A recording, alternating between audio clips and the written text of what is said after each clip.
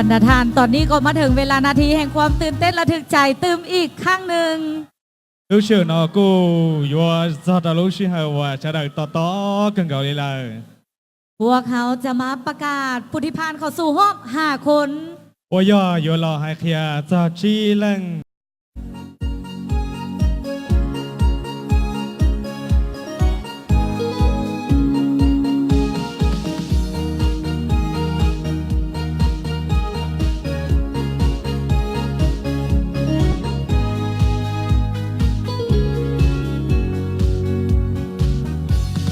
说句天还生离人，我说把生还可下日，我人日日要说年比，宝宝就只管着茶包，dia cần lớn lên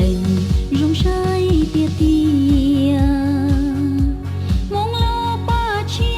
lo gì sống bò muốn đau tung lu ของอันดับ4ตอนนี้ผลออกมาเป็นที่เยี่ยมห้อยแล้วตูใช่ว่าเตาเริงจีกูยอดตั้งแต่ชัดตีเลยได้แก่หมายเลขตูใช่ดีได้เรา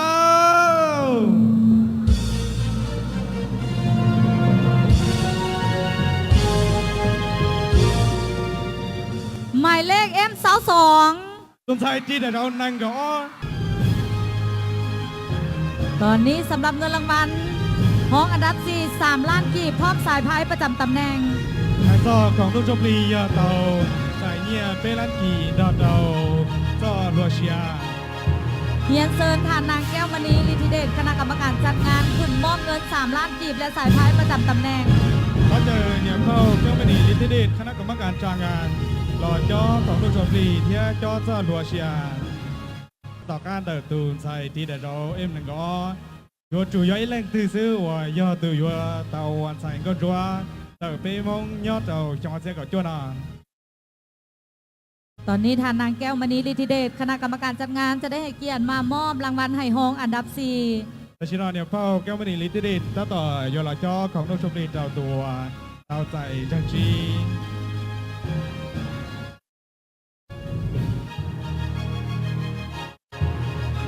ทั้งสายพายประจำตำแหน่งป้ายเงินรางวัลและซอดอกไม้ว่าเตาใจเจ้ารัวเชียแค่เนี่ยไว้ให้ขอขอบคุณสปรี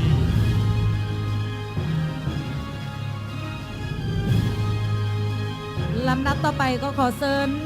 ผู้ที่จะมามอบเงินรางวัลอีก2 ล้านกีบเป็นการสนับสนุนจากน้ำดื่มสร้างสมุกุยอถ้าเจอหล่อจ้อของนุชปรีจันทรีวายอถ้าใจเกจ้างการหล่อเดินได้เฮาชื่อออลานกีท่านวิทยาหมื่นวันผู้อำนวยการที่ปรึกษาบริษัทเวียงจันทร์SVเขาเจอเยอวิทยาหมื่นวันก็ใช้ชัวตุกบรุษลาบริษัทสร้างเราเวียงจันทร์ขอบใจท่านนางแก้วมณีลำดับต่อไปเลยเจ้าเดนเข้าแก้วมณีลิธิเดชเจลิเตอร์ตุนโซมูนางสาวโมงปี 2018 มามอบซอดอกไม้เที่ยกูตัดใส่เจ๊ป้าลาเดอร์เบตูนใส่รองเก้าสุดจอนเสียกระยี่ตลอดเนี่ยเงินรางวัล2 ล้านกีบสนับสนุนโดยน้ำดื่มสร้างสำหรับน้ำดื่มสร้างจากบริษัท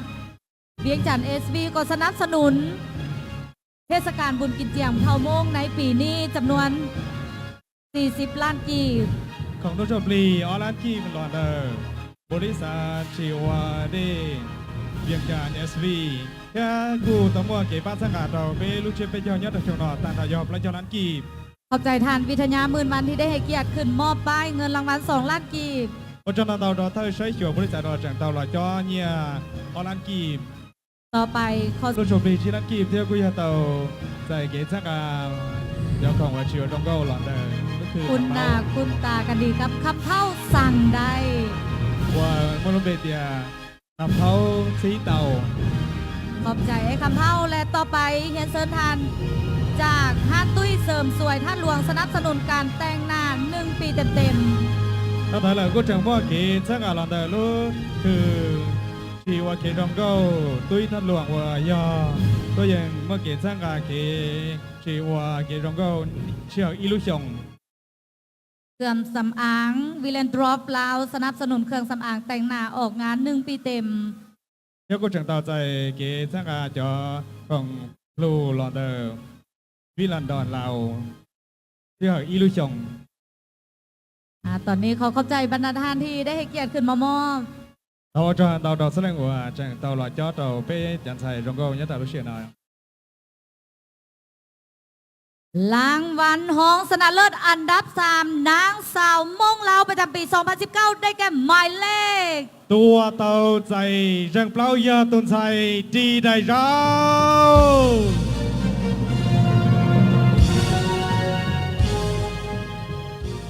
หมายเลข F14 ตุนใจดีได้เราเอ็มกับเรา หมายเลข F14 ตุนใจดีได้เราเอ็มกับเราพอเจอบามัวเยเราว่าตุจอ ซึ่งท่านก็เป็น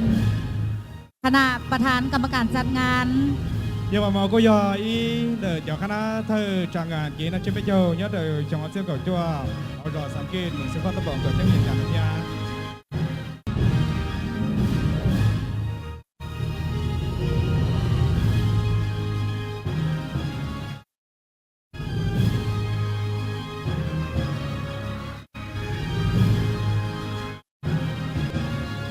เยียนเซินทาน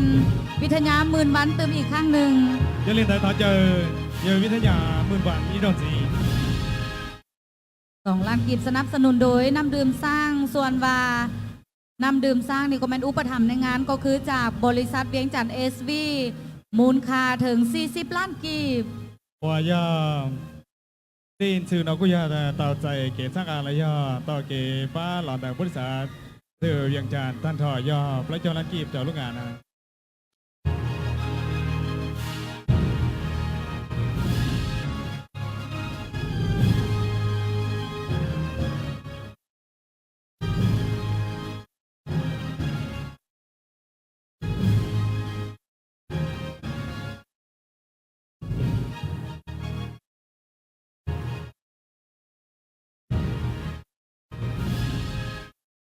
รับ 2 ได้แก่หมายเลข ตัวเต่าใจวันใจก็รัวจังเป็นยอดเจ้าย้อนเสียเก่าจัวยอดตูดีได้เรา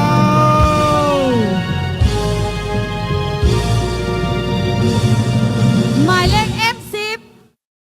ยอดตุนใจดีได้เราเอ็มเก่ารู้ไปหัวตาทอดเสียเก่านู้ยังหนังก้อยจงยอดแสงบริขับใส่ตัว สร้าง 2 ล้านกีบ ดอดเราได้เห่าจือจอนักกีบ เซินทานคำพาณิชย์ไซญาสมบัติผู้จัดการบริษัทเวียงจันทร์ SV ยาลินเดอร์ทัดเจอเยอะคำพานิชสัญญาสมบัติดูตัวชื่อบริษัทเบียงจันทร์ SV ต่อด้วยผู้สนับสนุนสุดออกงานจากห้านคำเพ้าสั่งได้มูลค่า5 ล้านกีบ ส่วนรอยอดูชื่อคำเพ้าที่เต่ายอจอนของผู้ชมนีชิลันกี นี่ทานคำพาณิชย์ไซญาสมบัติผู้จัดการบริษัทเวียงจันทร์ SV มอบ 2 ล้านกีบ ดูเชื่อนอยอเยอะคำพันนิชสัญญาสมบัติถ้าใช้เฉียวบริษัทเบียงจันทร์ SV จอนเนียอลันกี พร้อมเดียวกันนี้ก็ขอเชิญทานวิกสัมพันธ์จันทร์มาวงศ์ โอเคนอก็ถอยเจอเยวิกสัมพันธ์จันมะบุง มอบ 2 ล้านกีบ เราจอเนียนูชมรีออลันกีบ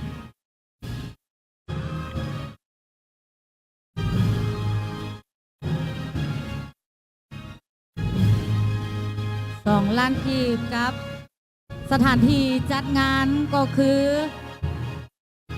สนามกีฬา พื้นเมืองลาวสัมพันธ์นานาชาติ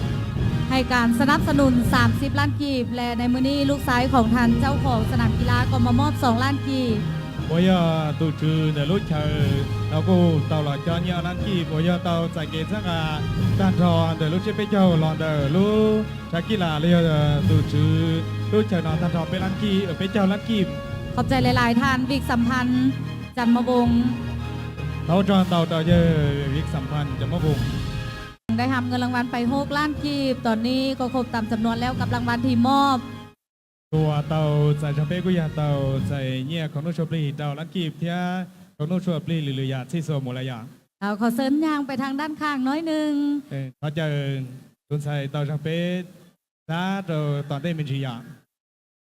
ตอนนี้ก็ขอเชิญทั้งสองน้องอยู่ทางด้านหน้าเวที F19 และ F9 เจลินได้ทอดเจออ๋อตุนใส่จ้ารอดระดับของได้ใช่ยัง เป็นเวลานาทีที่ตื่นเต้นระทึกใจ ยอลุชิหายวานตัวเล็กสตูตัวตัวไหนนอสาเป้าเทียสาต่อชับเลย และตำแหน่งที่พวกเขาจะประกาศต่อไปนี้แม่นตำแหน่งนางสาวมงลาวประจำปี 2019 ตัวยัวชาเตอร์เลยยันแจ็คตองโดชนะเป้าแต่ชนะยอดตุนใส่อัวยัวยอตูเตาใจวันสายก้นชัวจงอัดเสียก่อจัวเตอไปมองยอดเตอจงนาม ซึ่งจะได้ของมุงกุฎเพชรมูลค่า50 ล้านกีบพร้อมด้วยเงินรางวัล10 ล้านกีบ อัวยอตูจังอียัวเตาใจลูกมงกุฎ ได้แก่หมายเลข ตูนใส่ตีได้เจ้า หมายเลขใด ได้เจ้าตี หมายเลข ได้เจ้า หมายเลข19 ต้นไทยตีได้เล่ได้เจ้าเอ็มก่อจัวลูกเปโอจำไม่ดีท่อนุยังนำเก่าจงยอดเราชาติแสงสัญญาบุรีตัวยอดตัวเต่าใส่เก่งว่ายังใจอีเต่าใส่ก้นจัวแต่แม่งต้องสื่อจงเทียก่อจัว แสดงความยินดีนะหมายเลข M19 จากแขวงไซยาบุรี ตอนพี่ยังกี่จงเชียร์เต่าก็ดูวันใจโยบอกว่าเต่าใส่เก่งว่ายังยอดเราโดนเอาไว้ยอดก็ตัวเลยชาติแสงสัญญาบุรีตัว ก็ได้ฮู้พร้อมๆกันเป็นที่เฮียมห้อยแล้ว ตอนที่พวกเขามาชื่นชมและแสดงความยินดีกับตำแหน่งนางสาวมงลาวประจำปี 2019 หรือมิสมงลาว 2019 ว่ากูเต่าใจของต้องชวบนี่มันชื่อชัวเลยยี่เดนเดอร์เป้ยอลมูใช้เกจอของต้องชวบนี่เต่าเป้ตรงสายก้องชัวดองเก้าจังอียอดเต่าจอเสียก่อจัว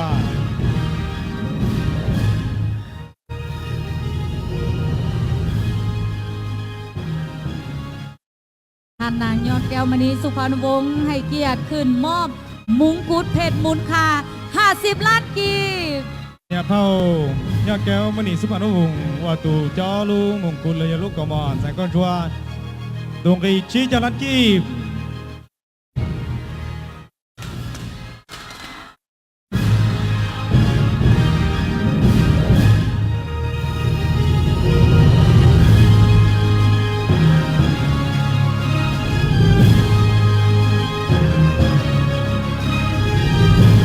เป็นการสนับสนุนจากท่านคำปูวงศ์ ก็ต่อไปเกมสักการะเลยคือหมวดกูวง แสดงความขอบใจท่านนางยอดแก้วมณีสุภานุวงศ์ พอพี่ยังว่าจอนันเตาดอนยอดแก้วมณีสุพรรณวงศ์หรือถ้าบางเจนนั้นเราสักซ่า ลำดับต่อไปถือเป็นเกียรติเฮียนเซินทานนางมณีวันเหยียบเป่าเฮอให้เกียรติขึ้นมอบสายพายประจำตำแหน่ง และโซดอกไม้ สมโมกูทัดเจอเนี่ยเผาไม่ได้หวานเนี่ยปอเฮอว่าตุลาจอเนี่ยของลูกชอบลินดาเตาซอลัวเชีย ตอนนี้ขึ้นมอบสายพายประจำตำแหน่ง และโซดอกไม้ให้กับนางสาวมงลาวประจำปี 2019 กูอยากเตาใจเกใช้เชียร์ละแต่เนี่ยเผาว่าจังเตาตัวกล่องเทียจอของลูกชอบลีเทียซอลัวเชียเราได้ตุนใส่ก็รัวรองก็จอนเชียก่อจวนแต่ไปไอ้มอง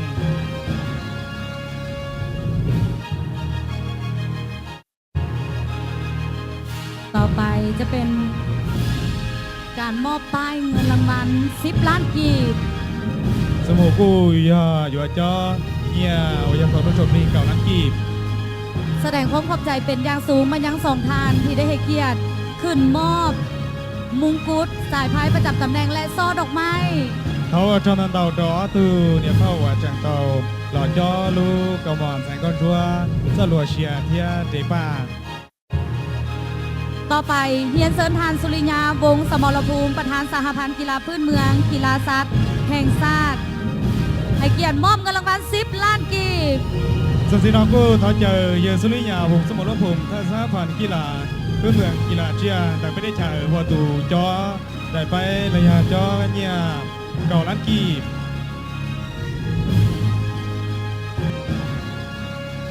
แสดงความขอบใจทานสุริยาวงศ์สมรภูมิ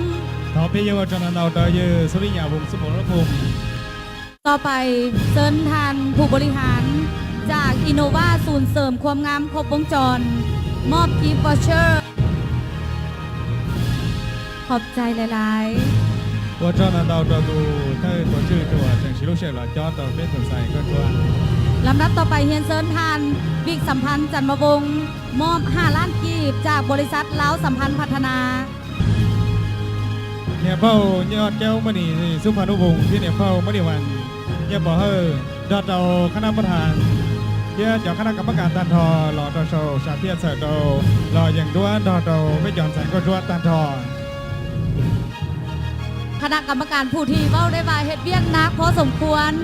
ใช้เวลา 3-4 ชั่วโมงกว่าที่จะคัดเลือกได้1เดียวเท่านั้นผู้ที่ครองมงกุฎ ระยะตันเด หมายความว่าทุกท่านนั้นก็มีส่วนร่วมเฮ็ดให้งานเกิดขึ้นในค่ำคืนนี้ ยังมีมัวสแลงหัวมัวเกียรติสักาเทลีว่าเรา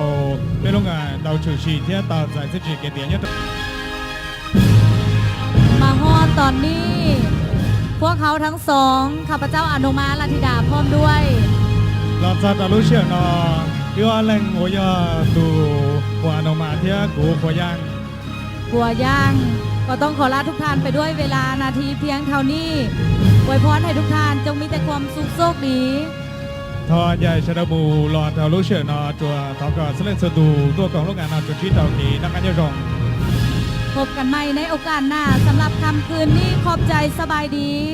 ชินจิยอดตารู้เชื่อเชียนทอกับชนะปืนเบาชัวรงยอดตรงมานอ โชคดีปีใหม่หมดทุกท่าน ยอดโรยชงเชียเจ้าส่วนแรง